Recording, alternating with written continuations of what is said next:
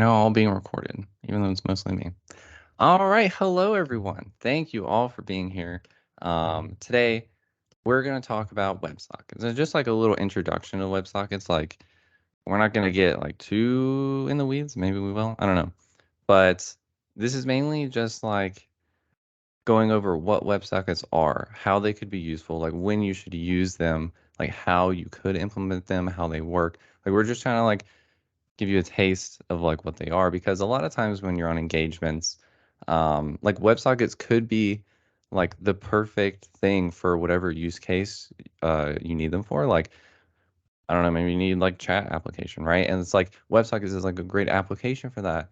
But if you don't really know WebSockets that much, if you don't like fully have like a good understanding of what they are, it's kind of a hard thing to pitch to like product people and the client, saying, "Hey, we should," and it's like you can't really back that up with anything. So we're gonna change that because WebSockets are one of the coolest web APIs there are, and this is just like here's like what they are so that you can maybe have a better understanding and feel a little bit more confident, comfortable kind of pitching this as a solution when that moment arises. So let's dive in, shall we? First of all, what are WebSockets? Well, it's just from its very simplest definition, it's just like it's a web protocol, just like HTTP/S, used for real-time communication between a client and a server. So think examples like instant message, instant chat, notifications, live updating charts, or even like web-based games. Um, so think about kind of each of these examples and kind of how they work. It's instant messaging in chat, like you can send a message, right? Or someone else, like whoever you're chatting with, they can also send a message. But think about like normal like HTTP applications when a user typically has to make some sort of action. Like they click a button, they go to a page, they click on a link, and then that client says, "Oh, I need information for this page." So then it makes a request to the server saying, "Hey, I need information." Server's like, "Cool, I got that," and it sends it back. Right? So the client or the user is initiating that request. But what happens when the person you're chatting with, when they send a message, how does your client then know that it has new information that it needs, right? You want to see the message that they sent. So how do you know? How do you get that information? Notifications, right? Like some event happens somewhere else, and then like that creates a notification in the server. The server needs to then tell the client, like, hey, there's a new notification. But the client is just none the wiser. Like there's no way for it to know. There's no way for the server to tell the client. And then web-based games, like one of the users like clicks an action to like attack, right? And then everyone sits there because no one knows that they clicked it, right? You need that kind of like instant back and forth. Like they clicked attack, everyone sees that they clicked attack like immediately. Everyone hates lag in games. We don't want that. Um, so like the HTTP like version of this to like kind of get these updates as they happen is polling, or it's like one of the options. And basically, polling is making a request every few seconds or so and saying, "Hey, server, do you have like any more data for me?" And almost like a nagging child, it's like, "Hey, do you have any more data? Hey, do you have any more data?" And it just keeps asking like every like 10 seconds or so. And it may be that you send 10 requests and 9 out of those 10 requests don't have any new data. Maybe the 10th one does, but you've sent 10 HTTP requests to get one update, right? Which is a bit wasteful, right? So it's probably not the most ideal solution, but WebSockets kind of allows the server to have an avenue or like a method for notifying the client, like, hey, I have more information for you. And the client can just be like, oh, thanks. And then do whatever it wants to do with that new information immediately. So let's kind of dive into that's kind of what it is from a like a use case perspective, right? Let's kind of start diving into like how it works fundamentally under the hood. So there's a three-step handshake between the client, like a web browser, and the server, like a web server, to for just a WebSocket connection. You have the opening handshake, which is like the connecting state, the data transfer, where you can actually send messages, which is the open state, and then the closing handshake to finish the connection, which is closing/closed. So let's go through these each one step by step. The opening handshake is usually initiated by the client. So the client makes a request using some special headers to say, hey, I want to upgrade this connection from a HTTP like connection to a WebSocket connection. And so there's quite a few like WebSockety headers on this one, but the two that I will mainly want to focus on is this connection upgrade piece. So connection upgrade, the top red arrow, and then upgrade to WebSocket, the bottom red arrow. And so what's really cool about this upgrade strategy is it allows you to have both WebSocket connections and HTTP, or kind of satisfy WebSocket and HTTP requests on the same server running on the same port, right? So you don't have to have a WebSocket server and separately an HTTP server. They can both run on the same server and be able to do both things at the same time. And that's because you're just upgrading a single connection instead of just like a bunch of requests. So the client sends this, they send their connection upgrade. I want it to be a WebSocket connection. And then the server then takes that, like, oh, I got you, man. It's like, so it does some things behind the scenes. It like does some like verification stuff with some of the secret keys, and it validates that request and then responds with its own set of special headers, kind of regurgitating some of the things it got sent, and gives you back a status code of 101, switching protocols. Once that response gets sent back to the client, it gets that response and it's like, ooh, okay, this looks good. Validated that looks good. And now the upgrade is complete. And this connection now remains open between the client and the server to send messages back and forth. So this request just stays open. And yeah, and that moves us on to the data transfer, the second step of our handshake. And this is when the client and the server can now independently send messages at will. So if the client wants to send a message, it can do so at any time. There's nothing blocking it. It just sends a message. Or if the server has something that they want to send, they can do that at any time. And it's up to the client and the server to then how do they process or how do they respond to those messages. Each payload can be raw text, or it can be a binary data like readable streams, blobs, stuff like that. So once we get past the data transfer part, once we're done with the connection, we're ready to close it. There's very similar kind of like three-part process. If you're familiar with TCP's like fin/ACK handshake, it's very similar to that, where either party can initiate the close with just like a special like close frame thing. And whoever initiates that sends it to the other person or the other party. They get that close frame. They say, oh, okay, we want to close the connection. So they send back their own close frame and that back to the initiating party. And once they receive that close frame, it's like, okay, you responded to me wanting to close the connection with your own close. That means like we're on the same page and we're ready to end this thing. And they're like, all right, cool. Now we can safely close the connection, right? So fin, ACK, and now we're done. Very similar to that. All right. And so that's the three-step process. And that's, yeah, that's how it works. It initiates with the special headers. The server responds saying, hey, we're good to go. You do the thing, and then you close it all. But the best part about all of this, actually, is that you don't have to worry about any of it. It's all confusing. Who wants to worry about all the handshake stuff back and forth? Like, come on. But you don't have to. You know, it's so simple. So the WebSocket API on the web does all the response and request, like header stuff and validation stuff for you. And then on the server side, whatever language you're using, like I'm pretty much, if I wouldn't say all like major languages have a strategy for upgrading the WebSocket for you, that you don't even have to worry about. They usually just have like a built-in method that says, oh, you want to upgrade the socket? Okay, call this method. Here's your socket. Here's your response. Return the response. So it's good to know how this stuff kind of works under the hood, so you kind of know what to look for. If like your connection's not working, like you kind of have that kind of like base knowledge to walk through that. But like you don't even have to worry about it. But there are some things that you do need to know, kind of outside of the just establishing the connection. First thing is which protocol to use. So if it's an HTTP connection, whether you're doing this like localhost or I guess localhost is the only use case, you want to use WS, which is the unsecure version, versus if you're on a HTTPS connection, you want to use WSS.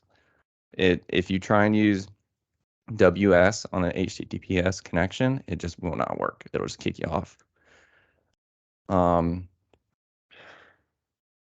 There's also, you have to implement ping and pong. So HTTP requests have a timeout.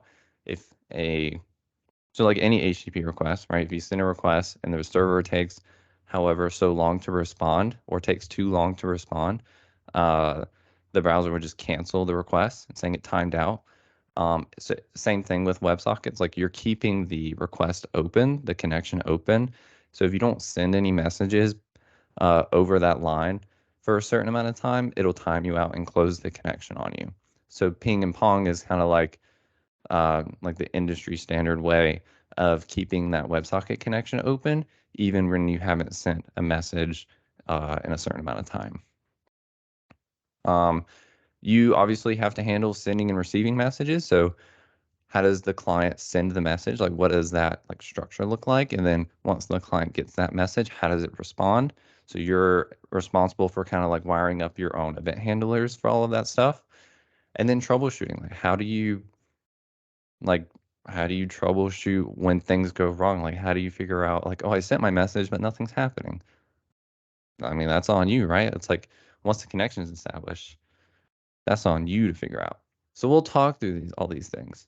Actually, we're going to look at a very simple example and kind of walk through how we would we're going to walk through an application that's currently using polling, HTTP polling, and we're going to convert it to use WebSockets and see what that looks like, just to kind of get an understanding of how all that works. So just to kind of like explain what this application does, very simply, it's just a HTML with a little bit of JavaScript that has a form where you can type in a message, hit send, and then that sends the message to the server. It records it, and you can just send messages back and forth. So everyone's part of the same room. Once you go to the app, you can send a message, and everyone gets that message very plainly. Let's see it, shall we? Ask.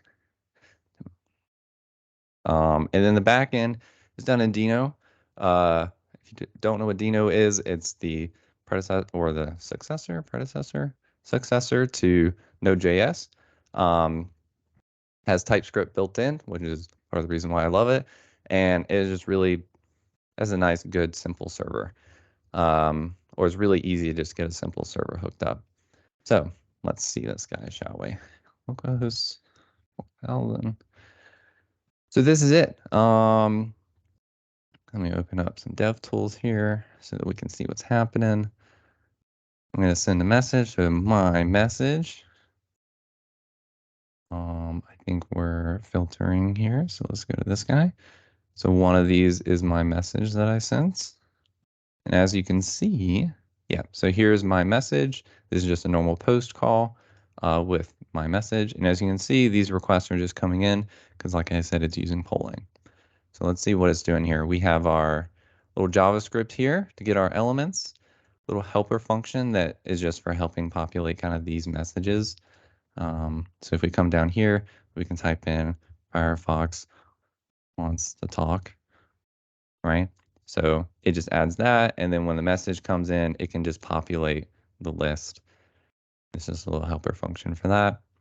On load, we just make an initial request just to get all the messages that were sent before we got here. So if I refresh this page on the bottom, like I immediately get all the messages that were sent. And here we have our polling where we just set an interval. So every 5 seconds, we just want to fetch refetch, make this exact same fetch call again, just to get all the messages, and then populate them accordingly. And then we have our little form handler here, where on submit of the form, we prevent the default. We get the content of the message, and then we make that post call to send the message to the back end. So when I send a message, I can say hello again, and misspell it, right? And then type more messages. So I sent it. Takes a second for Firefox to pick it up. So obviously there's like a delay, there's a lag between when I send a message and when Firefox gets it, which is not ideal. We want a good user experience for our users. So we're gonna make this better. We're gonna upgrade this guy to use WebSockets. Before we do that, I'm gonna talk about the server, because that's important. It's what so when we have a post that ends with API message, which you can see right here earlier, we just get that message. It's just normal text. We add that to our little array that we have running on the server, and then we would just return the new response with all the messages. So that when you send a message, we just send you all the messages back so that you get that immediate update. And if you're just making a GET request to the API messages, we'll just send you all the messages. Yeah, otherwise we just give you the HTML file. So pretty basic HTTP server, but we're going to upgrade it to use WebSockets instead. So there's a few things that we're going to keep. We're going to keep our some of our HTML JavaScript stuff. We're still going to onload, just fetch our messages, but we don't need this polling garbage anymore. This is bad for our users. So we're actually going to, first of all, establish our WebSocket connection. So here, all we have to do is say new WebSocket built into like web APIs. So any browser that this is supported in. You can see we have our WebSocket protocol. This is over HTTP, just localhost. So we use the single S for not secure. And then we're just going to specify a WebSocket path just to kind of help differentiate between HTTP requests and WebSocket connections. And then once we have a WebSocket connection, we can add a listener for the message event. Or instead of polling,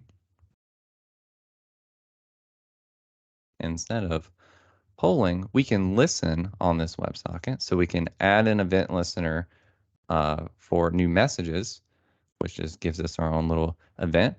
And we say, hey, on a new message, give me that data, and let's just add it to our list. When a new message comes in, if the server sends us a message, we're just going to take whatever message that is and add it to our UI. No longer do we need to poll. We're just waiting for the server to send us data. And to send messages, we no longer need to post data. It's as simple as just send. So we're going to take our WebSocket object that has a nice send method where we can send our string, blob, array, whatever like binary data we want. In this case, we're just going to be sending a string.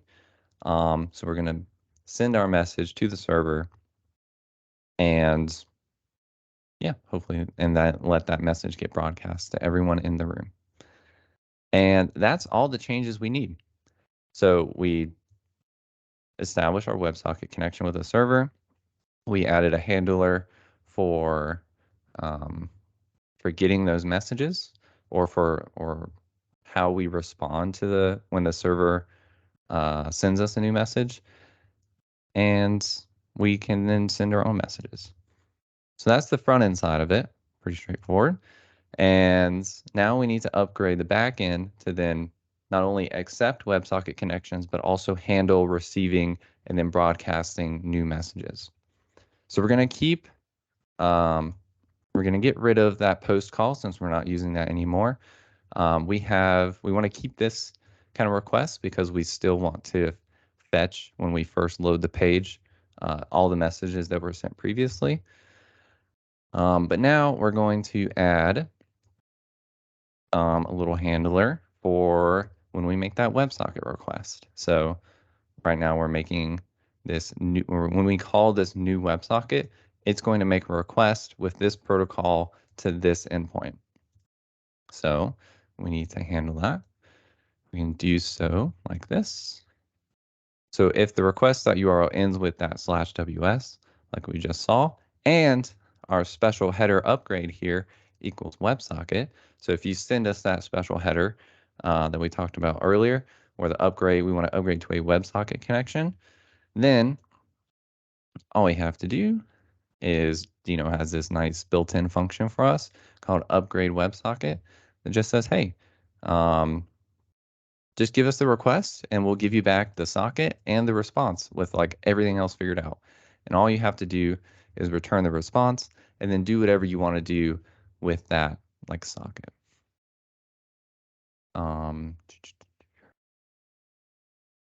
Let's get rid of our yellow squiggles there. So yeah, we return our response. It has like all the other headers and like one-on-one status code, figures all that out for us. Thank you, Dino. But we also have the socket here so that we can do our own like event handling. So we can add our own event listeners just like we can in the front end.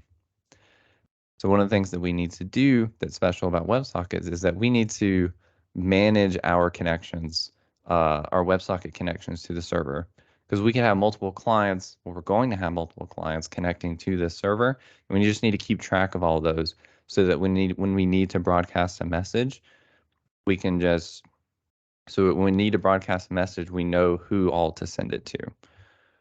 So we can do that with just a nice little set here. It just takes WebSocket connections, just call those socket connections. And so what we can do is add an event listener for the open event. So when a new socket is opened, we're just going to add that socket object to our set here. And then we can also make sure we clean up when sockets are closed. So we can add an event listener for that close frame, that like close frame thing we talked about earlier, where the connection is closed. So we can just delete that so we no longer try and send messages to it when they're not receiving them. And now we just have to handle what happens when we get a new message. So we'll add an event listener for message. So we have close, error, message, and open. And this takes a callback, very, very similar to, or pretty much the exact same. It's the same WebSocket object on the front end and back end, so they're going to work the exact same way.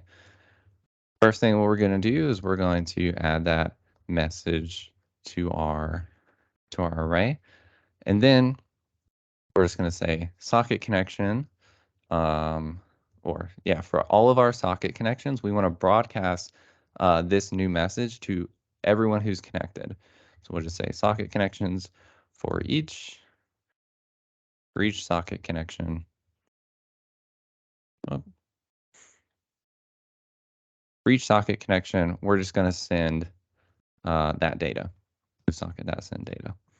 And then one additional thing that you could do just to kind of protect yourself is just also double check that it's open. So each connection has a ready state, which can be open, closed, closing, or connecting, all part of that kind of like three-piece handshake that we talked about earlier. Those all kind of relate to each of those stages. So we just want to make sure before we send a message to a socket that it's open, and then we'll send that data. So whenever a new message comes in from our form, so whenever like we send this new message to our server, we're going to say it's going to trigger this function to push that to the messages array and then broadcast that to everyone who's listening. So and I believe if I did everything correctly, should be able to refresh now.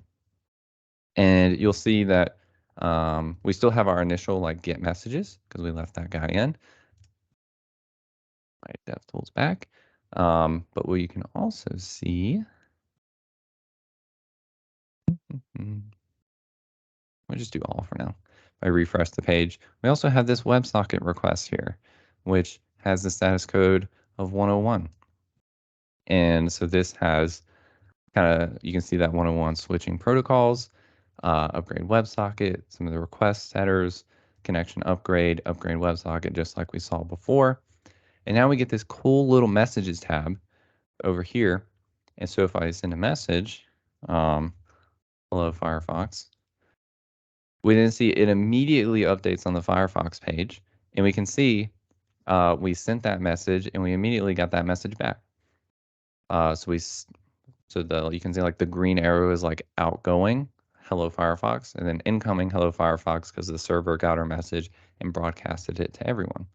So Firefox can do the same thing. Say, hello Edge, how are you doing? Right, very amicable relationship between the two companies. Right, and you can see those two messages are incoming. So Firefox sends their own message. Server's like, oh, I got messages for everyone. And then they can just say, hey, I got new data for you. And I can just send it right away. And I don't have to keep asking the server for new messages. Right. So now it's all immediate feedback. And it didn't, I guess this is all perspective, but that didn't take too many lines of code to just like drastically improve the kind of user experience. So we saw an example, again, a pretty simple example, trivial example. And the kind of point was just relaying like how the APIs work from like a web perspective and from a server perspective, how you kind of manage that. Um, how do you manage that relationship, that connection, responding to messages, how you can then debug and see those messages in the network tools and things like that. But that's all simple and stuff. Like what happens when it's bigger? Like what about a real application, right? Something that's like has many more events to it. Like I need to do like all these different events, like a game or something, right? So there's a cool little project that myself, Josh Bastian, Harry Baldwin, and Sarah Hunter all worked on last year for the innovation project called Devs Playing Poker. And let's just take a look, shall we? Let's jump over to it so that I can explain with visual examples. But last year for the innovation project, us four, we were tired of Planet Poker. We were like, man, our team, when we effort tickets, like we have to use Planet Poker, and it sucks. We're all tired of it. So Devs Playing Poker is an attempt to make a better Planet Poker where it's just much easier for our teams to kind of like effort tickets.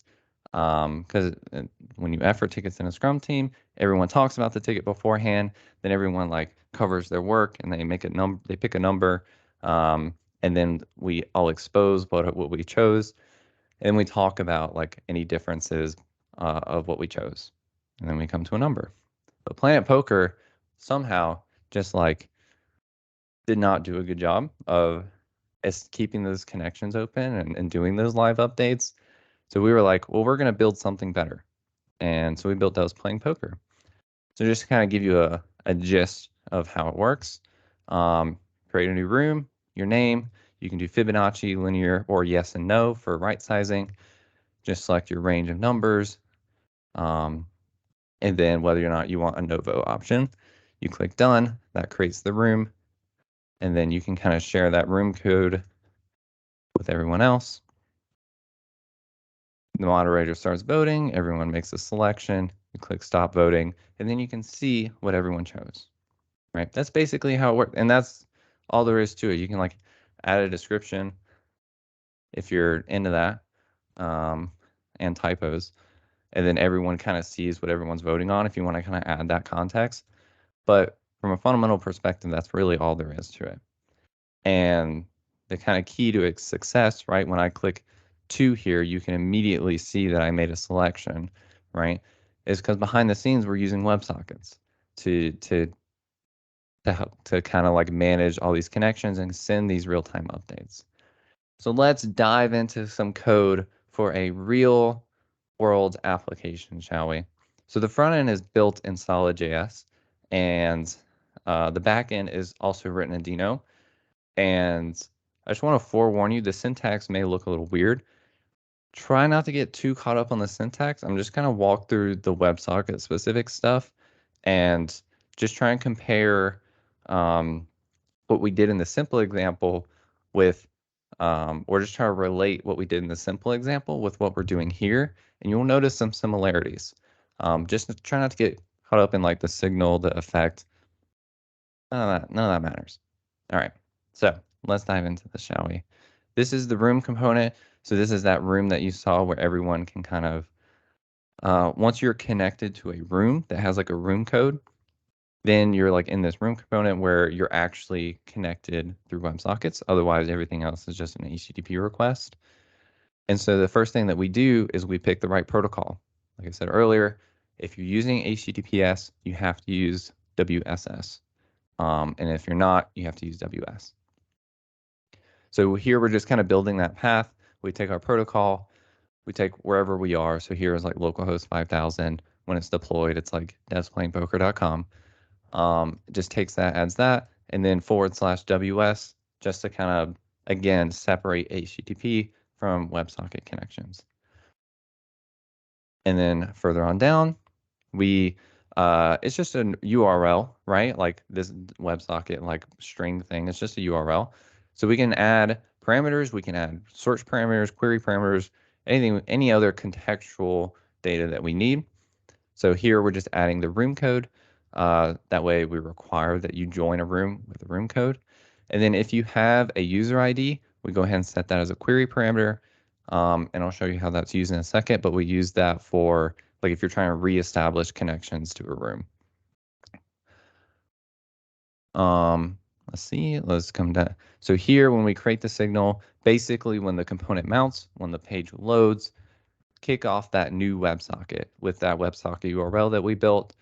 And this, as you saw in the simple example, once you create the new WebSocket, once you call the constructor, it then makes that WebSocket request to establish that connection. So when we make that call, so this is the WebSocket router, so it already has the WS prepended, but here's how we handle when someone makes that like new WebSocket request. Again, we do that request.headers.getUpgrade, like, are you trying to upgrade to a WebSocket? If so, we just have this request.upgrade. It's just a little helper method that does the exact same thing as Dino.upgrade WebSocket did. This is just part of the router that's built into that we're using. But it's doing the exact same thing and it gives us a socket object back. We then get the user ID if they gave us one, otherwise we generate a new one, and we get their room code, which we require for you to get to this route. And that's all our router does. Then we just say handle the WebSocket connection. And then that dumps us here where we do a bunch of other mumbo jumbo, which we'll get back to in just a second. But another thing that we mentioned back in the things you need to worry about section of the presentation was first was WS versus WSS, which we have covered, right? We've done our little checks for that. Second was ping and pong. Like I said, HTTP requests have a timeout. So you kind of have to implement your own ping and pong to kind of keep that connection open. From a very simple perspective, we just have this interval here that says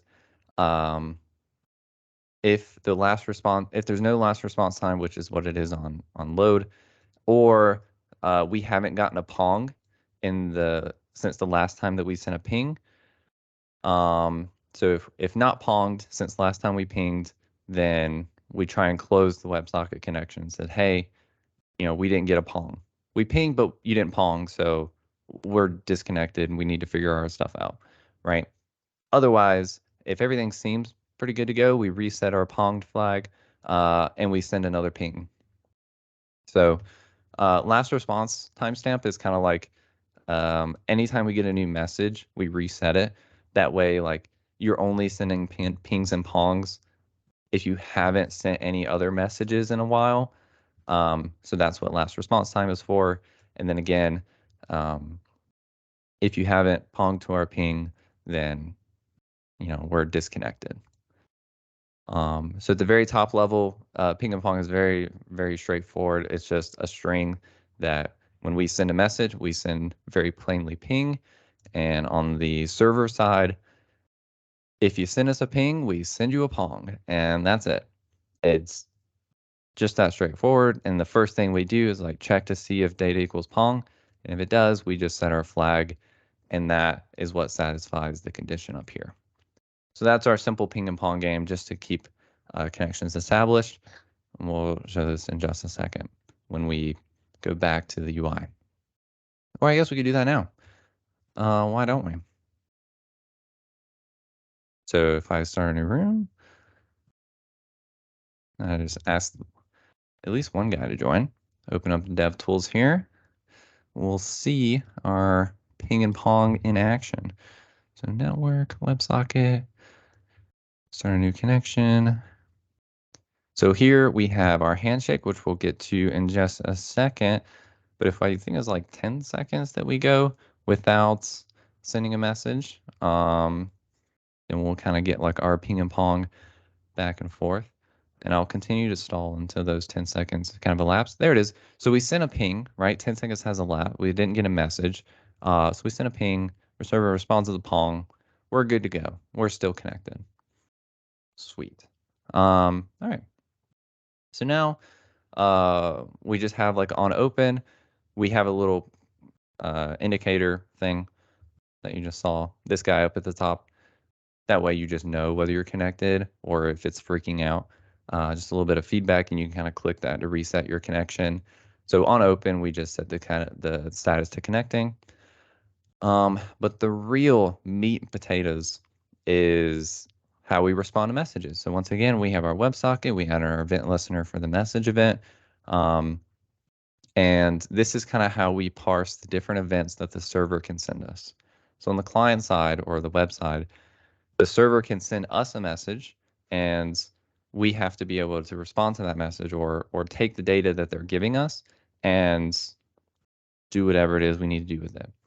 A lot of it, or kind of the main complexity here, is the handshake that we do in the very beginning. The first thing that we do when someone joins a room is that the server on open, it has its own open event here. It'll just check to make sure that the room exists. And then it'll just send a simple message to the client saying, hey, the room does or does not exist. But I just want to say, like, we're connected. Like I acknowledge that you're connected to the room, and we JSON.stringify that because it has to be a string. And we just send that message directly to the client who just joined. So then we respond to that message. We do the JSON.parse, a little bit of TypeScript fun to get the different events that this could be, do a little switch case on the event. And we say, hey, if the event is connected, so the server initiates the handshake. If it's connected and the room doesn't exist, we show you a little nice error message and we navigate you back to the home page. You can't be connected to a room that doesn't exist, so we just kick you out with a little toast. We're a little nice about it. And you give us back the user ID. So if the server generated a user ID for us, then we will just set that so that we'll set that in session storage so that we can use that on your next connection. So if you like refresh the page or whatever, and then we say, okay, cool, we got all that. Room's good, got your user ID. Now we're ready to join the room. Now that my connection is successfully established and that the server is all good to go, I can say, all right, I want to join with this username. Go ahead and join me to the room, which then the server can say, this handle join function, which I'll scroll up to instead, where it will do all the things it needs to do to kind of add the person to that room, which none of that's interesting. So we want to talk about it. So this event handler map is basically just a fancy way of the server kind of handling all of the different events that it can handle. On the front end, like there's only 3, so we just kind of do one big, I guess technically, yeah, 3. So we just keep it all in one big switch statement, but the server has many more events that it needs to handle. So the way it works is that it basically, if you've ever done like an Express.js router where you have like the event or the path, and then you have an array of functions that run like in order for that. So like for join, if you send us the join event, we'll run the handle join function. If you send us a start voting event, we'll first run validate moderator. As long as you're good to go there, then we'll run the handle start voting function. So each of these are just like event handlers that are defined up here with some middleware. And when we're processing a message, we're just kind of looping through that array based on the event that you sent us. And we're just kind of running each function all with the same parameters. So, and that just kind of helps break, because could you imagine like 15 events that all look like this in a single switch statement? It would be mayhem. I wouldn't want to read that. I don't want to maintain that. So this was just like a solution to help kind of keep things clean and organized, in like a nice pipeline, like it pipes one to the other kind of thing. Yeah, that's how messages are kind of handled back and forth. And when we close, so like I said earlier, you can optionally close a connection. So, or give like a message. I think we console log that somewhere, but on cleanup, if you leave the page, we go ahead and close with a status code of 1000. 1000 just means that it's a normal connection. 1000 means it was closed normally. So if you don't close normally, we try and reconnect you to the room. But if you're just leaving the page and everything's fine, then we just don't try and reconnect you. Yeah, and that's really all the WebSocket stuff. So we send messages back and forth just using just like JSON.stringify and JSON.parse. And then each kind of object has an event. So this just kind of like help keep things organized. So everything has an event with a specific name, and then each event has like its own data. So when you do kind of like specific strings, like for each event, this makes the switch case type safe. And then we kind of just break this down into WebSocket triggered events. So these are the events that the server can send, and then these are all the events that the client can send. And so we can say in a switch statement, if it's connected, then we know we're going to get like the room exists type hint. You can see like event, room exists, user ID. That's all the data that we get back if you also send us event of connected. Then yeah, so let's see all that in action, shall we? We got all our ping pongs going everywhere, so we'll get Brave in here. Paste that code, get them in here. So you can see that we got a little room update from the server. So they joined. So the server is like, hey, we got a new person in the room. So it's like, here's a new room update with that new data. If I could scroll this guy, so now you get all the room data with the new person, and I can get rid of that. So I can click start voting. So our event started. We got the room update that we started voting. And then as you can see, as I click each button, I then get a room update with that updated information. I can stop voting, and that changes everyone's screen immediately. Can reset votes. There's various other actions like changing who the moderator is. I can kick people out and see all those kind of messages. So if I have a bug and I'm trying to investigate it, I can click on one of these room updates and see what data was sent back to me, like what state the room is in, what the room code is, all my different voters, just to make sure everyone's there, and make sure that their like selection is correct. So I can kind of investigate and troubleshoot issues through the screen. And one really cool thing is that we can reset connections, like I said. So I can just click that button. So now I can go, if I go to timing here, you can see like nothing special there. But here, where this is the new WebSocket connection, you can see it says request is not finished yet because it's ongoing. The connection is open, is stayed open. Whereas this one's done. You can see we're connected and everything still works the exact same. All right. And then that connection closes when I leave the page. So that is one implementation of WebSockets on like a real kind of like large scale application with many more events, right? It's not too different from the simple one, right? We did a little bit of like restructuring, like re-architecture, just to make it a little bit more readable with that event map stuff. But from a basic standpoint, you're just sending data back and forth, and it's just up to you how you want to like organize it all. For devs playing poker, we just had an event field that was on every single message, and then that told us what other data was going to be there. And we just used the power of TypeScript just to kind of like help us out there. But it's that API is completely up to you, and WebSockets is just like the medium in which you send those real-time messages. And you saw that every time I click the button, it's just immediate feedback, which is really good for an application like this and a great user experience. So it's kind of a lot of work to kind of come up with the APIs, right? I would come up with that event handler map to like help mitigate all of that. Um, Part of that is just because I was playing around. I kind of like figure it out on my own. But you don't have to. You don't like there are libraries out there who have figured out all this stuff for you. Like C# has SignalR, Go has Gorilla.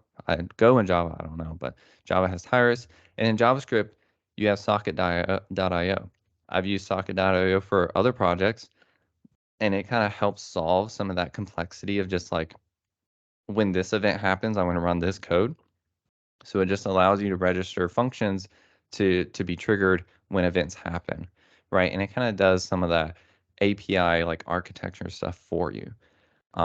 So there's a GitHub page called Awesome WebSockets, which just has a list of a bunch of different WebSocket projects just to make your life even easier, right? The implementation Devs Playing Poker is pretty bare bones. Like we didn't use any special libraries to help make it any easier, but like you can and you probably should to help with like reconnections and stuff like that. Like a lot of these libraries solve that stuff for you that you don't even have to worry about. So if you're doing like a client project, I highly recommend doing a library instead of trying to handle like connection stuff on your own. I just kind of did it for fun. And yeah, I think that's all I have to say there. And I just want to say thank you so much for giving me your time and attention.